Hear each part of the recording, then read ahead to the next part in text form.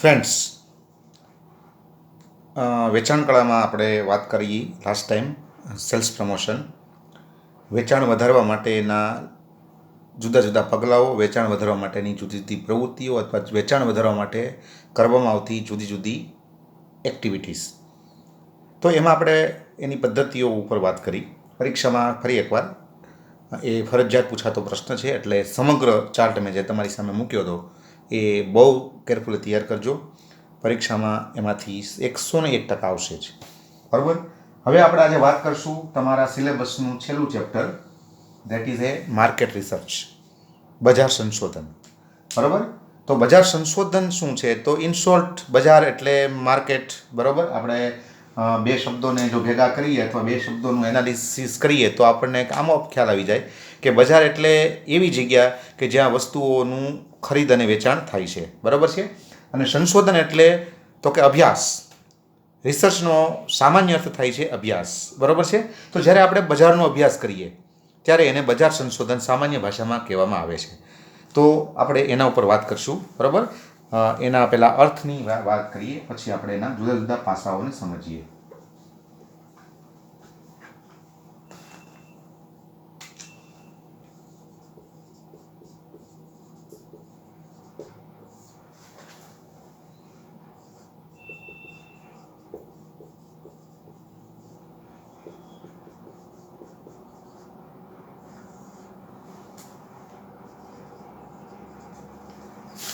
Market research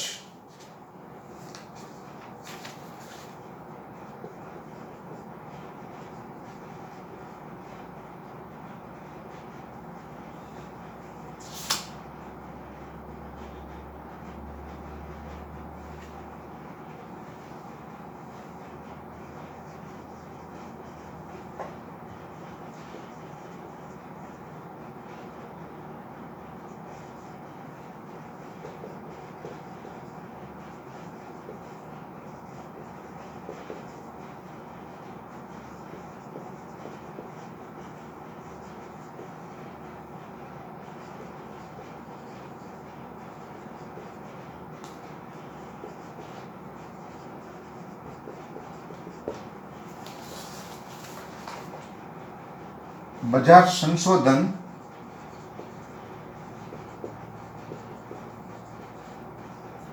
એટલે સમગ્ર બજાર અને બજારના જુદા જુદા તત્વો કે પાસાઓનો અભ્યાસ. બરાબર. બજારના જે જુદા જુદા તત્વો છે, બજારમાં કયા કયા તત્વો છે? તો કે ફોર એક્ઝામ્પલ પ્રોસ્પેક્ટિવ કસ્ટમર્સ, પછી કોમ્પિટિટર્સ. બરાબર છે. તો આવા બજારના જે જુદા જુદા તત્વો છે એનો જ્યારે આપણે અભ્યાસ કરીએ છીએ ત્યારે એને કહેવાય છે the concept of market research. બરાબર છે. તો market research means to study the whole market and elements of market. બજાર સંશોધન એટલે સમગ્ર બજાર અને બજારના જુદા જુદા તત્વો કે પાસાઓનો અભ્યાસ. બરાબર છે. તો ઇન શોર્ટ, બજારનો અભ્યાસ એટલે બજાર સંશોધન. ટૂંકમાં બજારનો સમગ્ર લક્ષી અભ્યાસ. બરાબર. ટૂંકમાં બજારનો સમગ્ર લક્ષી અભ્યાસ, આખું ઓલ માર્કેટ અને માર્કેટમાં જે કાંઈ છે બધાનું આપણે સ્ટડી કરીએ તો એ છે આપણું માર્કેટ રિસર્ચ. બરાબર છે. તો માર્કેટ રિસર્ચ છે એ બજારનો અભ્યાસ છે, બજારમાં રહેલા તત્વોનો અભ્યાસ છે, બજારી તત્વોનો અભ્યાસ છે, અથવા બજારના જુદા જુદા જે પાસાઓ છે એનો અભ્યાસ છે. એટલે આ સામાન્ય રીતે બજારનો અભ્યાસ છે. બરાબર છે. તો આપણે બજારનો અભ્યાસ આ રીતે જોઈ શકીએ. બરાબર છે.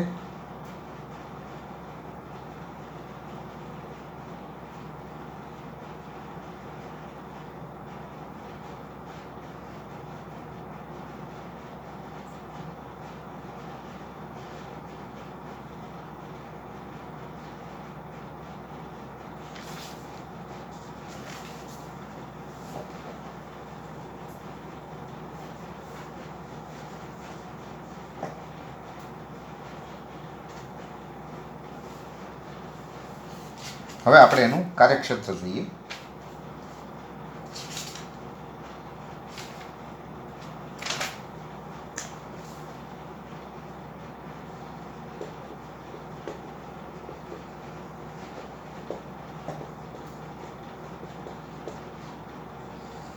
જો પહેલાં તો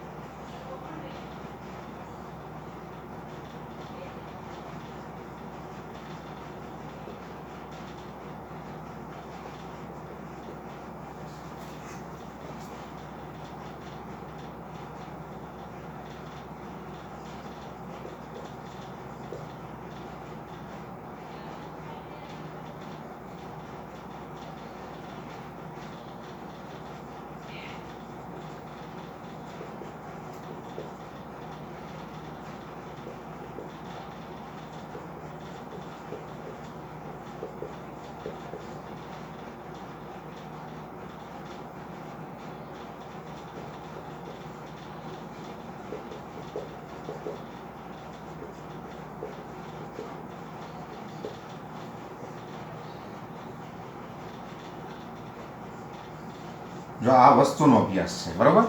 સૌથી પહેલાં તો તમારે એ બાબતનો અભ્યાસ કરવાનો છે કે બજારમાં તમારી વસ્તુનું સ્થાન ક્યાં છે, બરાબર. તમારો માર્કેટ શેર કેટલો છે, અથવા તમારી વસ્તુનું સ્થાન કેટલામું અથવા કેવું છે. પછી તમારે તમારા વસ્તુના જે માઇનસ અને પ્લસ પોઈન્ટ છે એનો પણ અભ્યાસ કરવાનો છે કે ભાઈ આપણે આપણી વસ્તુના જે લક્ષણો છે એમાં પ્લસ પોઈન્ટ શું છે, એમના માઇનસ પોઈન્ટ શું છે, બરાબર છે. અને તમારો વસ્તુનો રિસ્પોન્સ ગ્રાહકોમાં કેવો છે, બરાબર. જુદા જુદા જે બજારો છે એમાં જુદી જુદા રિસ્પોન્સ હોય છે. ક્યાંક સારો રિસ્પોન્સ હોય, ક્યાંક નબળો રિસ્પોન્સ હોય. આ પિક્ચર રિલીઝ થાય તો બધા બેલ્ટની અંદર અથવા બધા રાજ્યોમાં કંઈ એને સારો રિસ્પોન્સ મળે એવું નથી હોતું. ક્યાંક નબળો પણ રિસ્પોન્સ મળે. ગુજરાતમાં જે પિક્ચર ધમધોકાર ચાલતું હોય, બરાબર, એ જ પિક્ચર રાજસ્થાનમાં થોડુંક નબળું ચાલતું હોય, તો વળી પાછું ઉત્તર પ્રદેશમાં તો ધમધોકાર ચાલતું હોય. તો એ બધું ઇટ ઇઝ પોસિબલ. તો તમારી વસ્તુનો રિસ્પોન્સ કેવો છે, મેં બને ત્યાં સુધી ઇંગ્લિશ શબ્દ લખ્યા છે, બરાબર, જેથી કરીને એને આપણે સરળતાથી સમજી શકીએ. તો તમારે તમારી વસ્તુનું સ્થાન પહેલાં જોવાનું છે કે તમારી વસ્તુ જે છે એ કયા સ્થાન ઉપર છે, બરાબર. આપણે બહુ ઓવર કોન્ફિડન્ટમાં રહેવાનું નથી કે આપણે બહુ કલ્પનાની દુનિયામાં રહેવાનું નથી. આપણે વાસ્તવિકતા ઉપર આવવાનું છે કે આપણી વસ્તુ ક્યાં છે, આપણી વસ્તુનો પ્લસ પોઈન્ટ શું છે, આપણી વસ્તુનો માઇનસ પોઈન્ટ શું છે, બરાબર. પ્લસ વસ્તુ અંગેનો રિસ્પોન્સ કે બજારમાં આપણી જે વસ્તુ છે એનો રિસ્પોન્સ કેવો છે એનો પણ તમારે ખાસ અભ્યાસ કરવાનો છે. તો વસ્તુના અભ્યાસમાં તમે આવી બધી બાબતોનો અભ્યાસ કરી શકો. પછી છે ગ્રાહકનો અભ્યાસ, બરાબર. તો ગ્રાહકના અભ્યાસમાં આપણે કઈ કઈ બાબતનો અભ્યાસ કરશું, તો કે પહેલાં તો આપણો ચાલુ ગ્રાહકો, પછી સંભવિત ગ્રાહકો, પછી ગ્રાહકોના વલણો, પછી ગ્રાહકની ઈચ્છાઓ. તો આ બધી બાબતોનો આપણે અભ્યાસ કરશું, બરાબર છે. કે આપણા ચાલુ ગ્રાહકો કોણ છે અને એ લોકો કઈ રીતે આપણી વસ્તુ છે એને રિસ્પોન્સ આપે છે. પછી આપણા સંભવિત ગ્રાહકો કોણ બની શકે એમ છે, બરાબર. બજારમાં સંભવિતતા ક્યાં છે, બરાબર, અથવા આપણું સંભવિત બજાર ક્યાં છે, અથવા આપણા સંભવિત ગ્રાહકો કોણ છે એને પણ તમારે સ્ટડી કરવાના છે. પછી તમારે તમારા ગ્રાહકોના વલણો, બરાબર છે, એની ગ્રાહકોની ટેવ પણ તમારે છે એનો પણ અભ્યાસ કરવાનો છે, બરાબર. દરેક એરિયામાં ગ્રાહકોની ટેવ અલગ અલગ હોય છે. પછી ગ્રાહકોના વલણો પણ છે એ અલગ અલગ હોય છે. અને ગ્રાહકોની ઈચ્છાઓમાં પણ જેને કહી શકાય કે અલગ અલગ પણ જોવા મળે છે.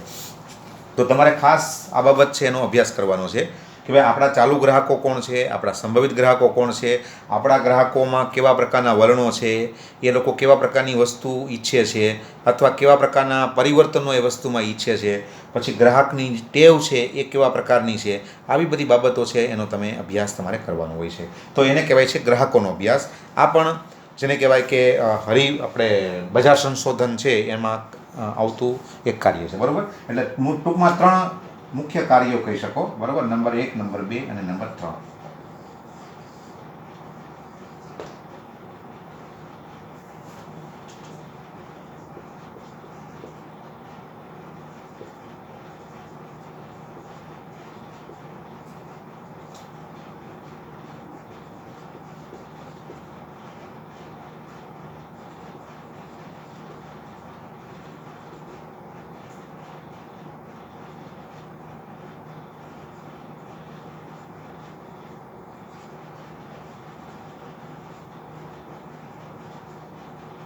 જો આ 3 બાબતો તમારે ખાસ તૈયાર કરવાની છે, બરાબર છે. હરીફના પ્લસ પોઈન્ટ, હરીફના માઇનસ પોઈન્ટ અને હરીફની વ્યૂહરચના. વેચાણ વધારવા માટે અથવા આપણા ગ્રાહકોને ખેંચી જવા માટે હરીફો કેવા પ્રકારની વ્યૂહરચના અપનાવે છે, બરાબર. અથવા બજારની અંદર વધુને વધુ ગ્રાહકો મેળવવા માટે અથવા વધુને વધુ શેર મેળવવા માટે થઈ અને હરીફની વ્યૂહરચના શું છે એનો તમારે ખાસ અભ્યાસ કરવો જોઈએ, બરાબર છે. ધારો કે એ લોકો ભાવમાં ઘટાડો કરતા હોય તો એ વસ્તુ તમારે ખાસ અભ્યાસ કરવો જોઈએ અને તમારે પણ એ વસ્તુ એપ્લાય કરી શકાય એમ છે કે નહીં એના ઉપર વિચારવું જોઈએ. એ લોકો કાંઈ ભેટ આપે છે અથવા એકની સાથે કાંઈ એક ફ્રી આપે છે તો તમારે પણ આવી કોઈ બાબત છે એને વિચારવી જોઈએ. પછી હરીફ છે એ ક્યાં નબળો પડે છે, એની વસ્તુના નબળાઈ ક્યાં છે, એની વસ્તુ છે એનો વીક પોઈન્ટ શું છે, એને પણ તમારે સર્ચ કરવો જોઈએ, એનો પણ તમારે અભ્યાસ કરવો જોઈએ, જેથી કરીને ભવિષ્યમાં તમે એનો આશરો લઈ અને તમે તમારી વસ્તુ વેચવાનો પ્રયત્ન કરી શકો. પછી હરીફના જે પ્લસ પોઈન્ટ છે એની જે તાકાત છે, બરાબર, જેને સ્ટ્રેન્થ કહેવાય, એની વસ્તુની જે વિશેષતા છે અથવા એની જે માસ્ટરી છે એને પણ તમારે સ્ટડી કરવું જોઈએ. તો તમને પણ ખ્યાલ આવે કે તમારે તમારી વસ્તુમાં શું ફેરફાર કરવાની જરૂરિયાત છે. એટલે આપણે એવું નહીં માનવાનું કે ભાઈ મારું એ સારું જ, બરાબર. ઘણીવાર હરીફો છે એમાં પણ કંઈક સારું હોય અને કોઈ હરીફને અંડર એસ્ટિમેટ ક્યારેય કરવાનું નથી, કારણ કે હરીફો ગમે ત્યારે ગમે તેવું સ્વરૂપ લઈ અને આપણને અસર કરી શકે છે. એટલે એને અંડર એસ્ટિમેટ નહીં કરવાના. એના પ્લસ પોઈન્ટને તમે સ્ટડી કરો, તમે સ્વીકારી લો કે એના પ્લસ પોઈન્ટ છે, એની માસ્ટરી છે, વિશેષતા છે અને તમે એના સંદર્ભમાં તમે તમારી વસ્તુમાં શું કરી શકો એમ છો, પરિવર્તન, ફેરફાર, તો એનો તમારે અભ્યાસ કરવો પડશે. એના માઇનસ પોઈન્ટ શું છે, એની નબળાઈ વસ્તુની કઈ છે એ પણ તમે જુઓ. તો એની સામે તમારી વસ્તુમાં તમે શું વધારે મજબૂત કરશો કે જેથી કરીને તમે એનાથી આગળ જઈ શકો. એની વ્યૂહરચના ખાસ સ્ટડી કરવાની છે કે એ કઈ રીતે ગ્રાહકોને એટ્રેક્ટ કરે છે, કેવા કેવા પગલાઓ વેચાણ વધારવા માટે લે છે, તો તમે પણ એની સામે કંઈક વ્યૂહરચના તૈયાર કરી શકો. તો આ રીતે તમે તમારી વસ્તુનો અભ્યાસ કરશો, તમારે ગ્રાહકોનો અભ્યાસ કરશો અને તમારા હરીફોનો અભ્યાસ કરશો. બજાર સંશોધન એટલે હવે તમને એક એનું અર્થ આપું છું જે તમે અહીંયા લખી શકો, બરાબર છે. આના સંદર્ભમાં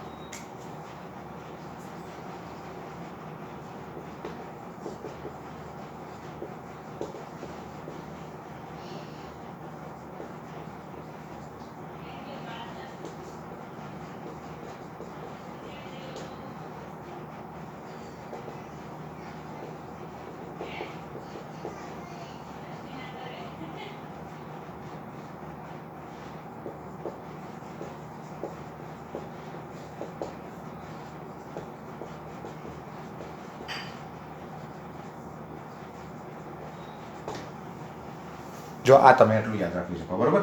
બજાર સંશોધન એટલે વસ્તુ, ચાલુ ગ્રાહકો, સંભવિત ગ્રાહકો અને હરીફોનો સમગ્ર લક્ષી અભ્યાસ, બરાબર.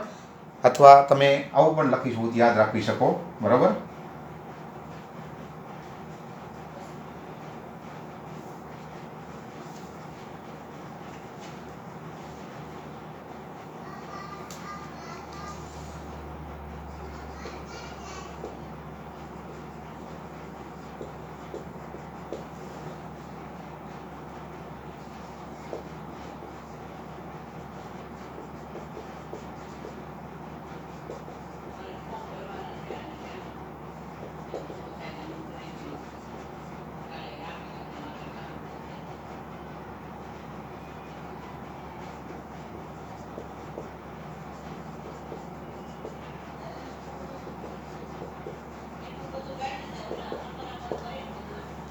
બરાબર. બજાર સંશોધન એટલે વસ્તુનો અભ્યાસ, ગ્રાહકોના વલણોનો અભ્યાસ, સંભવિત બજાર આપણું ક્યાં છે એનો અભ્યાસ, હરીફોનો અભ્યાસ વગેરેનો અભ્યાસ. તો આ રીતે તમે એનો અર્થ લખી શકો. બરાબર છે. એક પ્રશ્ન હવે તમે જાતે તૈયાર કરજો, બહુ કોમન પ્રશ્ન છે. બરાબર.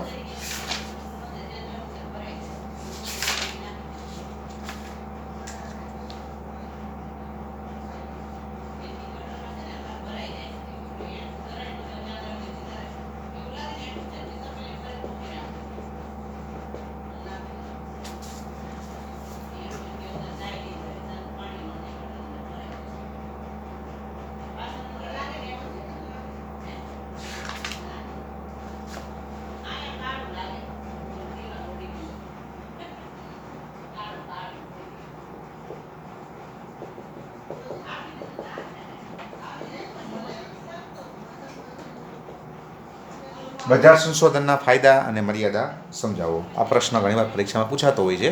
બરાબર. તો તમે એ પ્રશ્ન તૈયાર કરી શકો. બરાબર છે. બહુ કોમન પ્રશ્ન છે. એના કેટલાક મુદ્દાઓ તમને હું અહીંયા આપવાનો પ્રયત્ન કરું છું. બરાબર.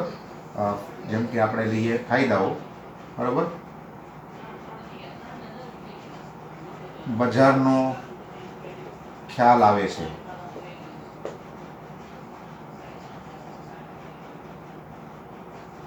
બજારમાં રહેલી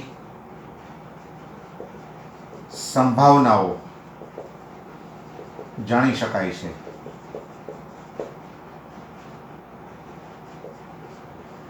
હરીફોથી માહિતગાર થવાય છે. ગ્રાહકો ના વલણો અને ઈચ્છાથી માહિતગાર થવાય છે. બરાબર. તો આ બધા એના કેટલાક ફાયદાઓ છે. તમને સૌથી પહેલાં તો ખ્યાલ આવે. બરાબર. પછી એક લખી નાખીએ.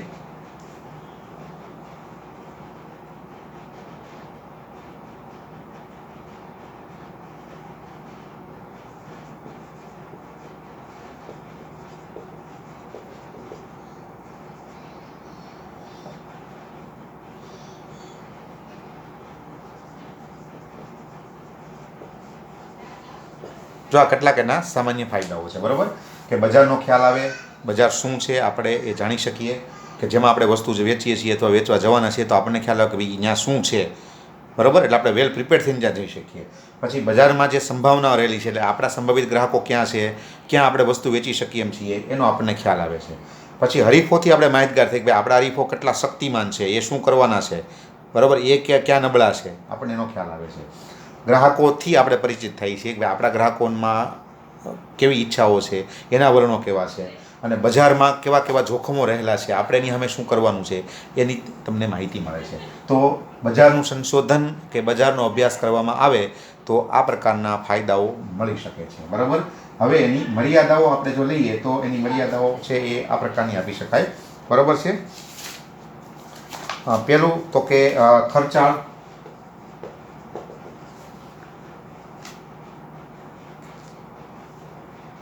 બીજું વિલંબ કરતા પ્રક્રિયા. બરાબર. વિલંબ કરતા પ્રક્રિયા. પછી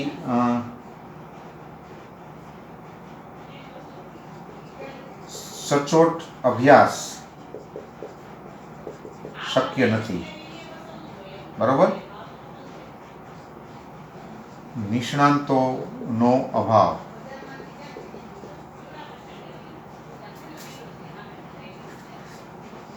જો આના કેટલીક મર્યાદાઓ છે. પહેલું તો આ ખર્ચાળ છે. બરાબર. બજાર સંશોધન છે એ ખર્ચો ઉદ્ભવે છે અથવા ખર્ચો વધારે છે. એની સામે આ બહુ વિલંબની પ્રક્રિયા છે. આમ કાંઈ તમને તરત જ બધી માહિતી મળતી નથી. તમારે પહેલાં સર્વે કરવો પડે, ડેટા એકત્ર કરવા પડે. અને પછી તમે બધી માહિતી મેળવી શકો છો. એટલે it is A long process. આ લાંબી પ્રક્રિયા છે, વિલંબવાળી પ્રક્રિયા છે. બીજું, સચોટ અભ્યાસ હંમેશા શક્ય નથી, કારણ કે તમે બધી વસ્તુનો અભ્યાસ ન કરી શકો. તમે 100 ગ્રાહકોનું સેમ્પલ લઈ અને અભ્યાસ કરો કે ગ્રાહકોના વલણો આવા છે, પણ એવું કંઈ જરૂરી નથી કે સાચું જ હોય. બરાબર? સર્વે મોટાભાગના જે છે એ સાચા પડતા નથી, કારણ કે એ સેમ્પલ લઈને કરવામાં આવે છે. બરાબર? અને નિષ્ણાંતો, બજારનું સંપૂર્ણ અથવા એકદમ સરસ અસરકારક સંશોધન કરી શકે એવા નિષ્ણાંતો છે એનો અભાવ હોય છે. તો અને હોય તો એ બહુ તમારી પાસેથી વધારે ચાર્જ લેશે, તો એ તમારો ખર્ચો વધારશે. તો આ બધી મર્યાદાઓ છે જે તમે લઈ શકો. તો આ સાથે આપણે 100% સિલેબસ અહીંયા પૂરો કરીએ છીએ. બધા જ મુદ્દાઓ સિલેબસના આપણે અહીંયા સાંકળી લીધા છે. મારા બધા જ વિડીયો છે એમાં મેં બધી જ બાબતોનો ઉલ્લેખ કરી દીધો છે, અને જે કાંઈ ચર્ચાઓ કરી છે એમાંથી જ પરીક્ષામાં પૂછાતું હોય છે. Thank you.